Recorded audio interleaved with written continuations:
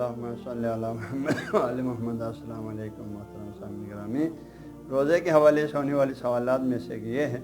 پوچھتے ہیں اگر کسی نے پچھلے سال کا روزہ ابھی تک نہیں رکھ سکی ہو، ہاں جی، تو کتنا مد دینا ہوگا ایک روزے کا؟ محترم جی، پچھلے سال کا روزہ ابھی تک جو ہے کسی بیماری کی وجہ سے نہیں رکھ سکی ہو، ہاں جی، لیکن ابھی رمضان سے پہلے یا رمضان کے بعد رکھنا ممکن ہے،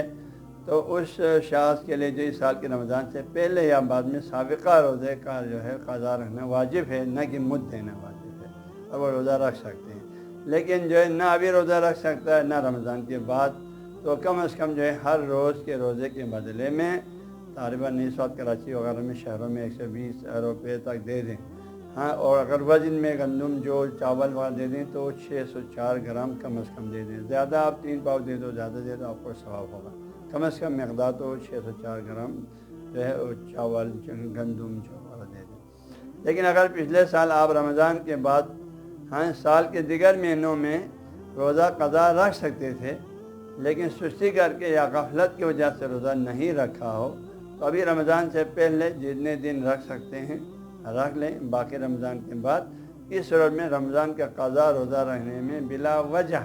تاخیر کرنے کی وجہ سے ہر روز کے بدلے میں آپ کو ایک مد صدقہ دینا بھی مستحب ہے،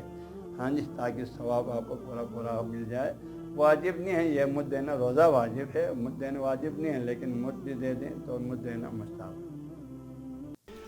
نیٹ بخشیہ 365 کو ڈاؤن لوڈ کرنے کے لیے گوگل پلے اسٹور پر جا کر نیٹ بخشیہ 365 لکھیں، بالکل مفت اور فری دستیاب ہے۔